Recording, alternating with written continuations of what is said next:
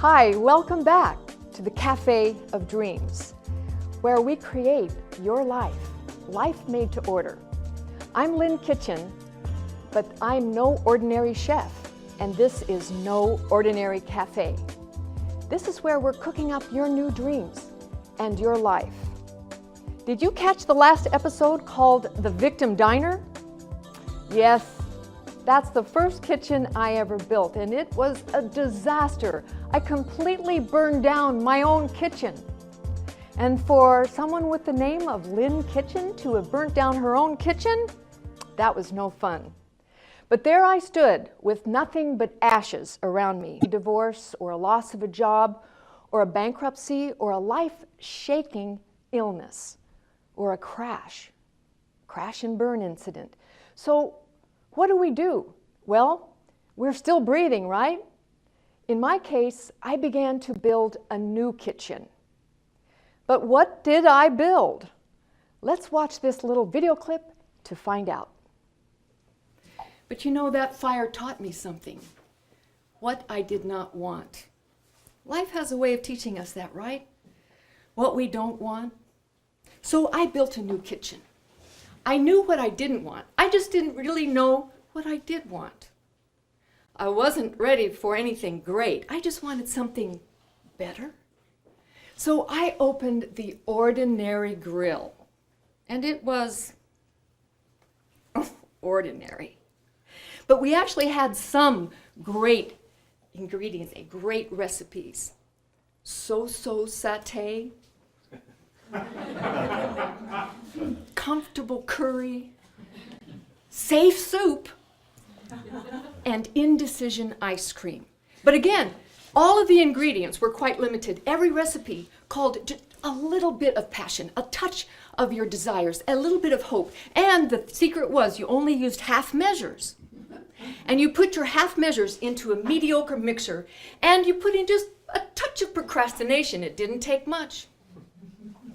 And then you mixed on medium for about a decade.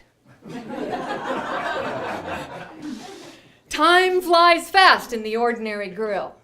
But that's why it was so popular. Actually, we had lines around the block to eat at the Ordinary Grill. Why? Because I figured most people are scared to live an extraordinary life, myself included, for a long time. And they feel comfortable in the Ordinary Grill. I probably would have still been there myself, except one day someone walked into my restaurant that changed my life. Ha ha! Well, remember I mentioned that there are only two ways we can live a life, one by design and one by default. So that was one of my default disasters. So what do? We redesign. We try again, and usually with our best intentions, we do build something better. But I have found that usually we build something with or without our knowledge just to be safe. Do you hear me? Do you get what I'm saying? After a disaster in our lives, the next thing we usually create is someplace we can feel safe. Just float, just coast, be safe, be low-key, just get by, right? Just make ends meet. But is that really the land of your dreams? No. It's the Ordinary Grill. So you need to wake up, because the Ordinary Grill can be very seductive, and it can lull you to sleep for a very long time.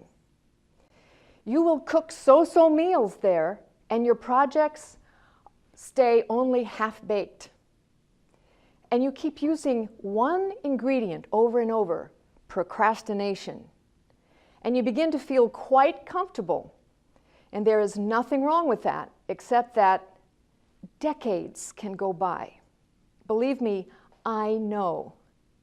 Even entire lifetimes can go by, and you look back and someone asks, "How did you like your life?" And you say, "It was okay." How many of you are feeling stuck in a rut like that? Like you are living the same year over and over. No, no, no, no. Hey, you're in the right place now. You know, it was Michelangelo who once said, hey, you know him, he was the famous chef.